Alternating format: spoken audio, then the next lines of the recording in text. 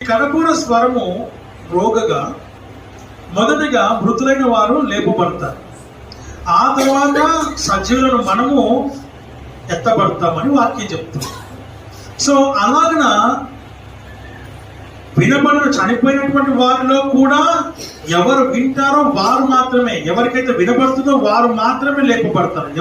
ఎవరు వినగలుగుతారు అని అంటే ఆయన మార్గంలో నడిచిన వారు, ఆయన జీవము కలిగి జీవించిన వారు, ఆయన సత్యం అనుసరించి నడుచుకున్నటువంటి వారు మాత్రమే. ఆ విషయాన్ని మనం ఇక్కడ జ్ఞాపకం చేసుకోవాలి.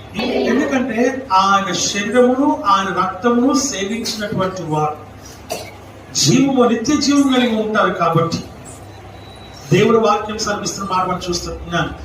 ఆయన స్వరం ఎందుకు వినబడుతుంది, ఎవరికి వినబడుతుంది అని అంటే ఇంకొక విషయం, చాలా స్పష్టమైన విషయం అంటే ఆయన శరీరమును ఆయన రక్తము త్రాగినటువంటి వారు ఆయన శరీరంలో ఉంటారు. కాబట్టి ఆ శరీరంలో అది ఉంటుంది కాబట్టి ఆ జీవం అనేది మనల్ని ఏం చేస్తుందంటే జీవింపచేస్తుంది. నిత్య జీవం పొందుతున్న వాక్యం చెప్తుంది. ఆ నిత్య జీవం కలిగినటువంటి వారికి మాత్రమే ఆ కడబూర స్వరము ఆయన స్వరము వినబడుతుంది.